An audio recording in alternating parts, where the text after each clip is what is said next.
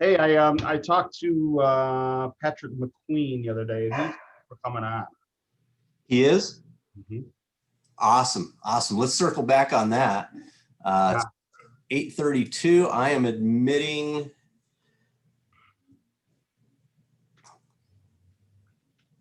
I sent on my reminder this morning. I meant to do it yesterday, and I didn't. So Awesome. Dave? Awesome. Well, yeah, that's exciting. I've never done a class with Patrick. So, Yeah, we need to talk about that too. Maybe next month, maybe something. I don't know. Get a class maybe, and then have him in early, like we've done before. that'd be great. Awesome. Awesome. Good news. Well, hey, happy Friday, everybody. Thanks for showing up for another edition of Morning Coffee here on Friday with Shane and I. I think everybody here knows me, so I'm going to skip the introduction this Friday and we're going to head right into it. Everybody knows this guy too, right? I'm pointing the wrong way.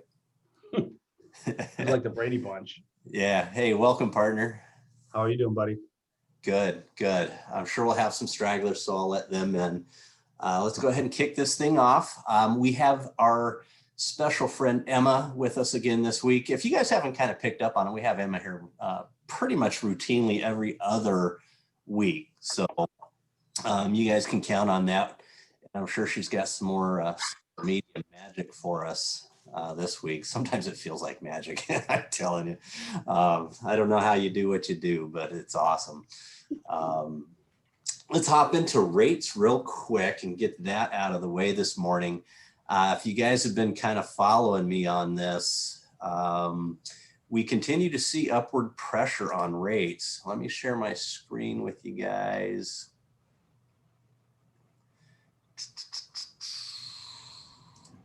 There we go. Have way too many tabs open. Can you guys see my screen? Awesome. Yeah, and we continue to see that upward pressure where I think there's a couple catalysts that if we're not careful, we'll be slipping into easily the mid to high sixes. This is my website, theloangeeks.com, and you can get there going to loangeeks.com or theloangeeks.com. Either way, it'll get you there. And if you click on any one of the rate buttons, it'll take you over to our rate page, which looks just like this. Rates are updated at least once a day. Those things are updated manually by me. It's not an automated process. So, I've actually gone out and looked at rates and put them out here for you guys. And our 15-year fixed conventionals still sitting at 2.625, but it's really, it's right on the borderline wanting to tick up. And that's it, no points. If you guys have been monitoring this, you can see that the 30-year fixed conventional actually has gone up. That's now sitting at 3.125. We were at 2.99 for several weeks. Now we're at 3 1/8, and that's at par. We're sitting pretty steady on the 30-year fixed FHA and VA, but as we've talked about week in and week out, there's some premium pricing on those government-backed loans. Well, if you look at it, that premium pricing has gone up. So to maintain the same rate we've been at for weeks, instead of being at 3/4 of a point now, it's at a full point to maintain that rate. And that's on top of the 1.75% upfront MIP on the FHA and the 3.3% or upwards of 3.3%, depending on the vet's status, certificate of eligibility status on the VA. So we continue to see premium pricing on the government-backed loans as well. And that upward pressure continues to be there. Jumbos, they're holding. That's awesome. They're holding steady as well. But as you can see on the jumbos, there's now mortgage rate pricing on those. Oh my God. As well. And a couple things that are coming down the pipe on us here that could affect the upward pressure on these rates. Number one, a stimulus package. If we see a stimulus package go through here shortly, my hunch is that's going to hit the bond market negatively, which is going to cause an upward movement in rates. So I'd be on the lookout for that. And then also the election, which is right around the corner. Depending on who gets elected, if the market perceives that individual to be good for the economy, you'll probably see the market take off, and you'll probably see bonds. Money shifts from one place to the other. So you'll probably see bonds take a hit, and therefore, by extension, rates will take a hit. I don't think we're seeing mid fours or anything crazy like that, but we could easily be back up into the mid to high threes. So while inventory is low, if you got buyers, I would not let them be complacent. I would have them out there actively looking, competing, and getting their offers in. So that's where we're at on rates. They haven't moved a whole lot, but that pressure's there. And I think, within the next couple of weeks, we could see a tick up. So, But nothing drastic. no, I mean, it sounds crazy to say it when you hear the numbers, but no, we're not going to be all the way up in the fours. All the way up. Yeah. All the way up into the fours. No, but we could be back, instead of being at the high twos, low threes, we could be mid threes, maybe high threes. Boy, that's crazy, right? That would be a bad rate to be in the high threes. So long story, buyers are going to have some serious buying power at these rates, whether they're high threes or low threes, probably for a while to come. But if they really want to feel good about locking in these lower rates, don't let them sit on the fence. Get them out there, have them competing. And if they need a pre-qual, of course, send them my way. So you think a lot of this is predicated on maybe the stimulus package and or the election?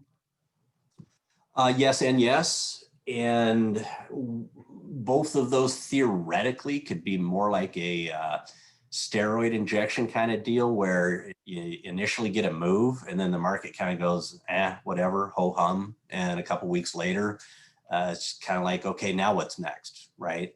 So it may not be a lasting effect. We'll have to kind of wait and see. Yeah, interesting times we live in right now anyways, isn't it? I happened to, and I'll tell a quick story before I get into a couple of things here, but I went over to our Gilbert office. I'm based out of our Chandler office here. So I drove over to Gilbert. I had to talk to Mike Abel, and most of you know Mike Abel. And if you don't, it's a good thing. Just don't know him. He's changed. Hey man, I'm going to tell Mike you said that. I was just talking to Mike yesterday. So, he was telling me, and Mike has been very during the whole COVID, this whole COVID, time we're in right now. He's been very outspoken. If you're friends with him on Facebook, you've probably seen a lot of his posts. He's very political, of course, and whatever. But it was a little, it was kind of a reality check, because I walked into his office and we were talking for a little bit. He was telling me that he thinks, if Trump gets reelected, he thinks, and it really made me think too, that the riots and the things that we saw this year will be child's play compared to what we may see. And I thought about that, and I'm like, there's some truth to that, I think, to be honest. I mean, there's enough political, I don't know, just grading there that something could really be kind of crazy. But who knows? Fingers crossed, cooler heads prevail. You know what? You sure like to think so. That's for that's just do a 4-year-long impeachment. I mean, can the riots and just well, but that's where they're heading anyway. So just have just literally every week it's a new impeachment. Pretty much, yeah. Pretty much, it's been kind of that way for its whole administration. But whatever side of the political fence you're on, it's like is it whatever. This election is. I've seen nothing else like this my whole life. That we've had this so much angst and it's just crazy. I mean, it really is. And all the texts you're getting on your phones, and boy, I get them on my personal phone and my business phone. It's like nonstop, and the more you push stop, the more they just keep coming. So hey, can we take a poll real quick? Since with COVID, I don't get to hang around this many people like ever. I mean, I'm curious. I'm getting bombarded by political texts. Yeah. like you are too, Shane. Is it just you and I? Is everybody else? Are you getting slammed?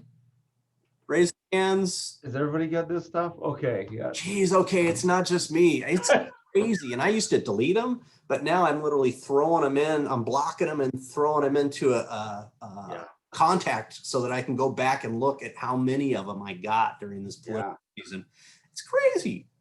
I don't remember any other that's election. going to like win them the election, right? Like seriously, annoying people is going to cause you to vote for them. Really? Yeah. Where's the Was rationale in that that? reverse psychology? Something I don't know. But yeah, it's just I've never seen an election like this where I've gotten so much.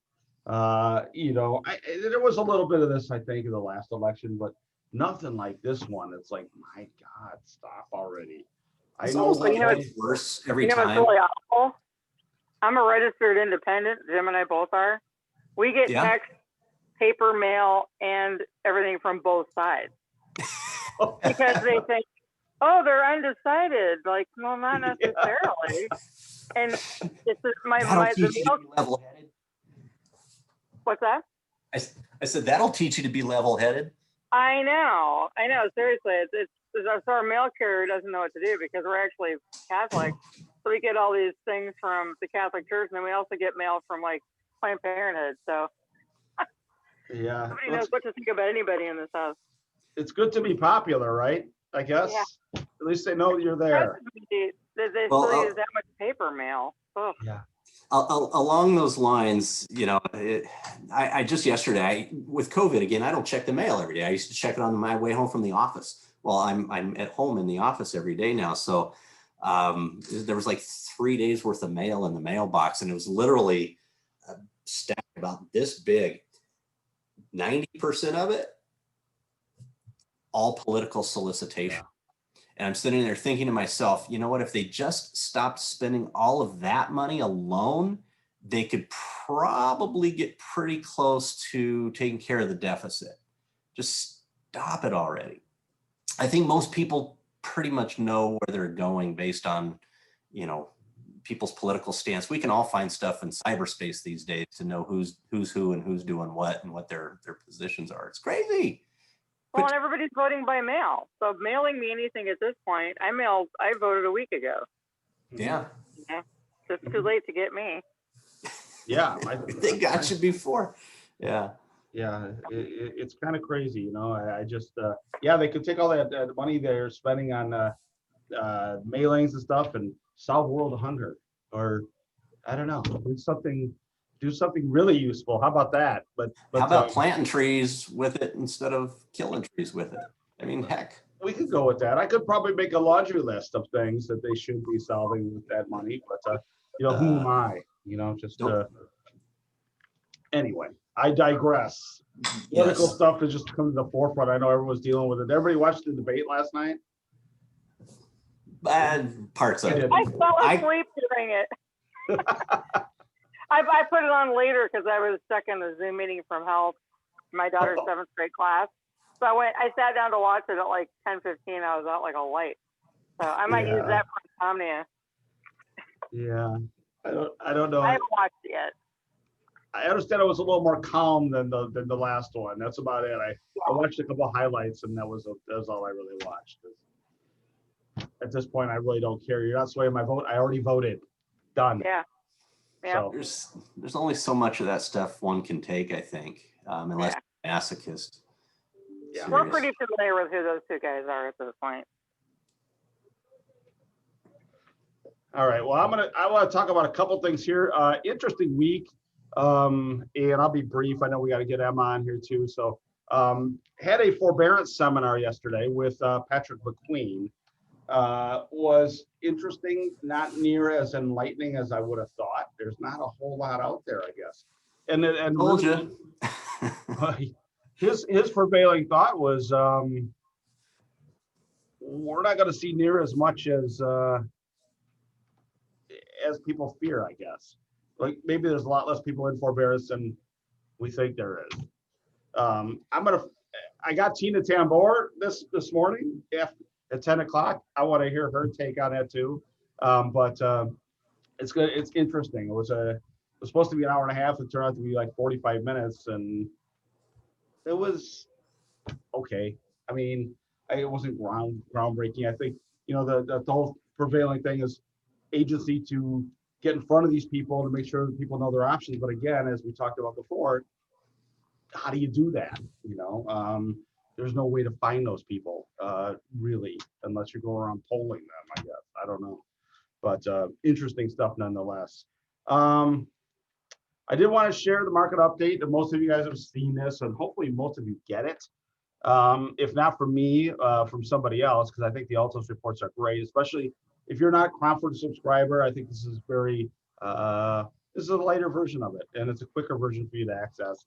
Everything's right here. You don't have to go hunting for it. So a lot of neat stuff here. Chandler, obviously, Price is doing what they're doing.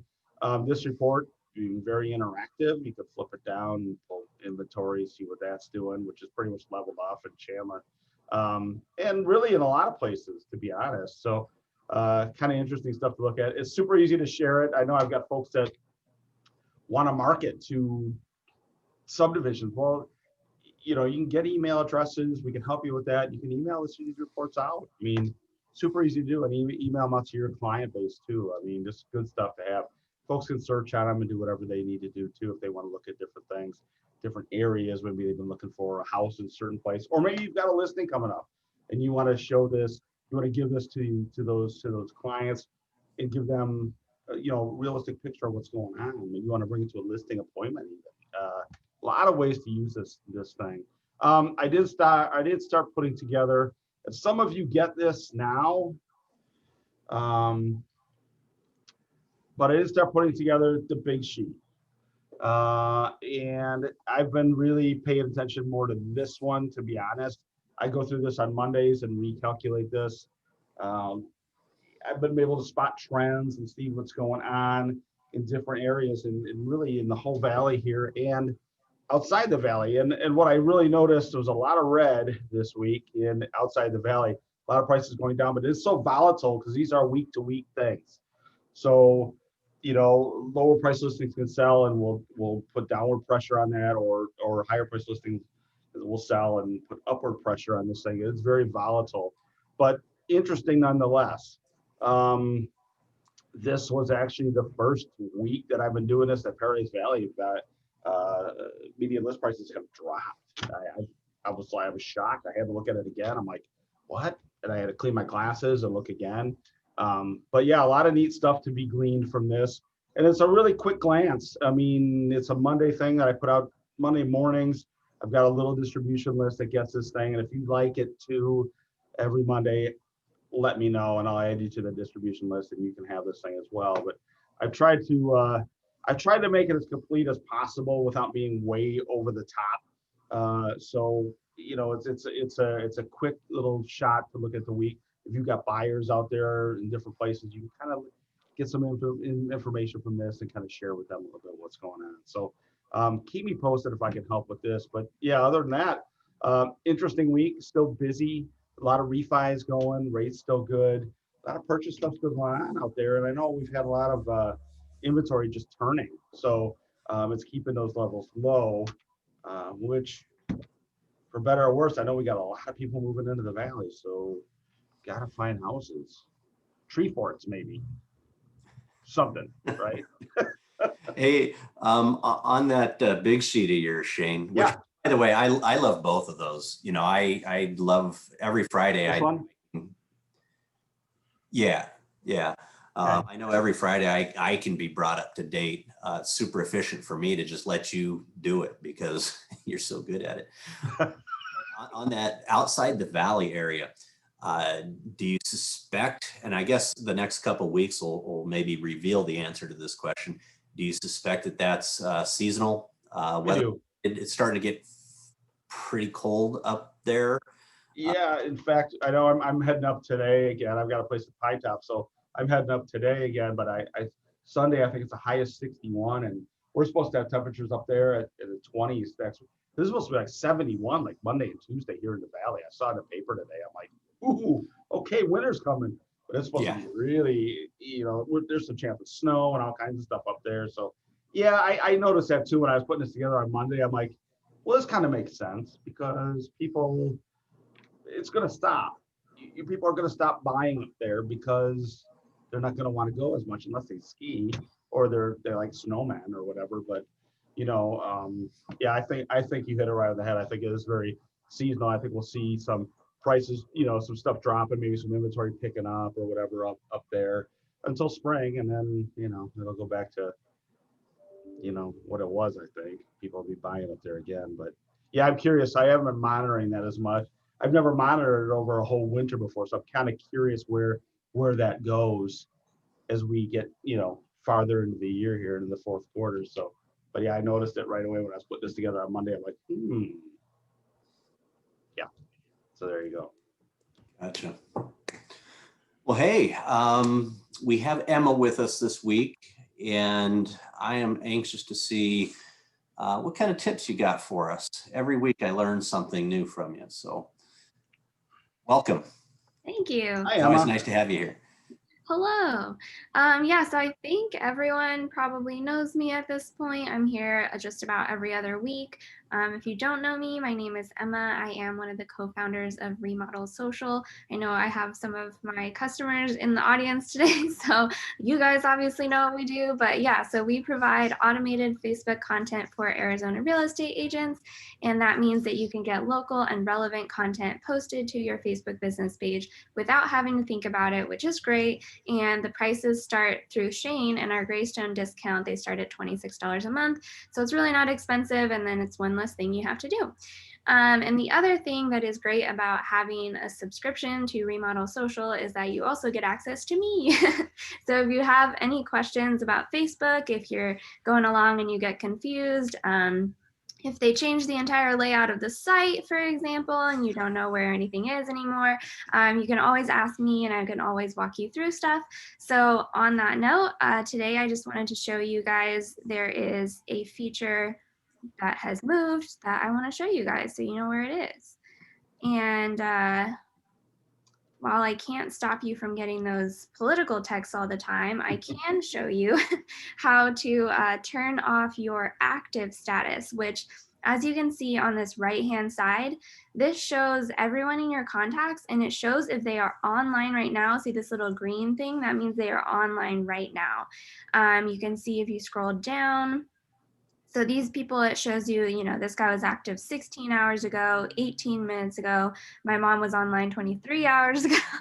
So you can see that it shows you, when everybody was on Facebook. Now, if you're like me and that's not information that you'd love to share with every single person, you can see that it has me right here and it does not have anything. It doesn't show when I was last online. It doesn't show if I'm currently online. So I can show you guys how to do that if you are not wanting to share that information.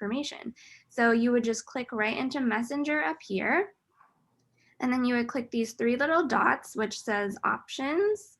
And then you can see right here, it says turn off active status. So that's all it is. It's just your active status. So if you click this and turn it off, then it is not going to show people anymore if you are active and if you are currently online. So you can turn it off for everyone, just have it off completely. You can turn it off for everyone except a few people. So if you wanted to have, your close friends, you don't mind if your close friends know if you're online, you can enter those people and that way they can still see when you're online, but it'll be off for everyone else.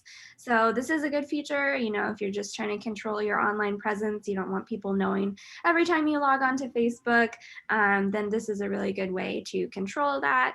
And yeah, so that is the quick tip of the week. And then if anyone has any Facebook questions, I'm happy to go over anything else, but that is a tiny piece of advice for the week.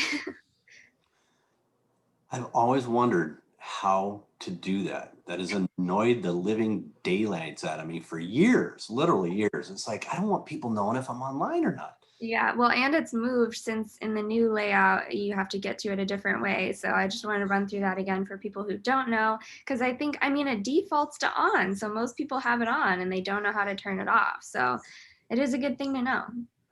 No, I just followed you through while you were doing it and turned mine off. So done. Thank you. That's a great tip. Has anybody got anything else for Emma while we've got her here and at our disposal? She's a wealth of knowledge. Trust me.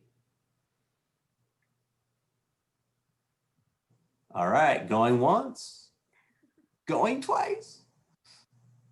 All right, well, we got a couple minutes left. I'm not opposed to knocking off early one of these Fridays. It seems to almost always go over at least a few minutes, but we try and keep it to our 30 minutes as much as possible. Does anybody have any general questions for the group? And not just for Shane or myself or Emma, but the rest of the folks that are here. You know, we've got a nice little peer group here of agents that it's always nice to bounce stuff off of as well. So if anybody's got anything to throw in the group for discussion, please do unmute yourself and say hi. Or not. Actually, did you guys see the post about how to turn off the voting reminders on Facebook? It's No. fantastic. Can you teach us that too? How do you turn those turn off? that off? Yeah. So they are letting you guys do that now.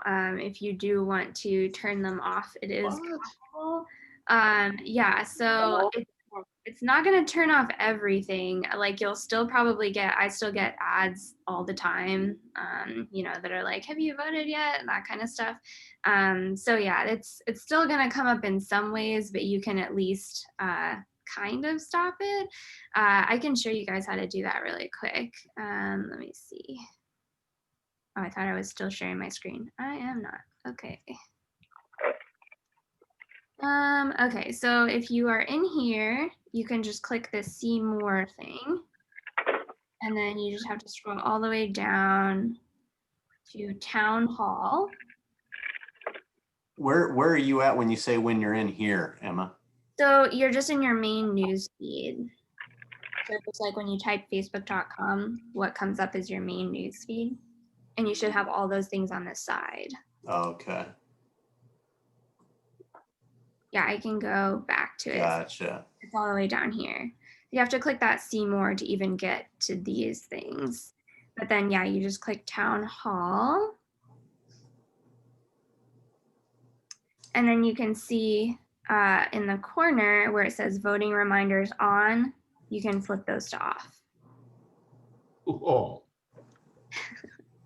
It won't stop the text messages though. Hey, that's just one less thing that I have to keep clicking on and clicking off. So thanks, Becky, for bringing that up. I honestly didn't know any of that was there. Does anybody know how I can do that on my Instagram? So I can get them there too? It should carry over because they're all connected now and they're more connected every day. They're Okay. very incestuous now. Awesome. I actually had something that I saw in the Armless stat report from September. It was because we keep hearing about people are moving here from all these places. It showed the top 10 list of cities that people reported moving from in September. On Armless? Yeah. Do you guys look at that, the Armless stats report that comes out? I don't know if you guys get that. It's right here. Yeah, I just sent that to you guys to share. Hopefully it. Yeah, I was surprised that Chicago was on there. Although I don't blame people for moving from there, but we get a lot of people from the Midwest. There's many too. Yeah, we get a lot of Midwesterners. Just for September, and that's the number. That's like per like one buyer. That they ask them like, where did you come from, or they pick it up from their previously reported tax zip code. So this is the top 10 cities for just September. So there were 29 people reported moving from San Diego and from Vegas, actually. So I thought that was kind of interesting. Yeah, very interesting. Yeah, out of California, as we all know. Yeah, for the top 10, there's a shocker. Yeah, San Francisco down to the bottom. Chicago doesn't surprise me. And there's a lot of Chicago people out here. Yeah, the whole Midwestern, Wisconsin, Illinois, Minnesota, they come out here as snowbirds, I think, and then fall in love with it and ultimately move out here and bring family with them. At least that's been my experience over the years. I've done a lot of loans for those folks. It's kind of what happened to me when I came out here in 2002, in February of 2002, and got off that plane in a 76-degree heat of Tempe, you know, I'm like, why don't I live here? And yeah, well, it took me 4 years, and then I did come out here, but yeah, that's interesting. But it kind of holds true with what we thought about California, and so the story goes, right? But yeah, Vegas surprises me though. I mean, a little bit. Yes, it's so similar to here, but Right. different from an employment and an industry standpoint. I think, you know, obviously hospitality is a big industry there. It is here too, but you've got all the other stuff like the Intels of the world, the high tech, and all that stuff too. Yeah, I was really surprised. I had a Mesa City Planner event this week. And if anybody wants a PowerPoint to that, I'd be more than happy to share it because they're doing crazy stuff in Mesa. I had no idea how much tech is coming in there. I mean, amazing stuff. I was blown away. I'm like, what? Mesa's doing what? But yeah, they got a bunch going on there. So yeah, all those jobs and stuff coming into the valley, just pretty amazing. But I'd be more than happy to share that if anybody wants that PowerPoint. Well, it's good for all of us here, right? And then some. It's how we make our living. So hope it keeps up. Just not too much, right? I always told all the people coming from the Midwest, don't tell everybody. We don't have everybody. Somebody needs to live back there where it's cold and snowy and icy, but you know, yeah, I don't want them all here. Moderate that a little bit, just enough so that we're all busy making loans. So, well, hey, if nobody has anything else, I think this would be a good time to wrap her on up, huh, Shane? Yeah, sounds good. Busy Friday. Thanks, everybody. It's always great to see you guys. Appreciate you guys being here, and we'll do it again next week. Have your morning coffee ready. Bye, guys. Take care.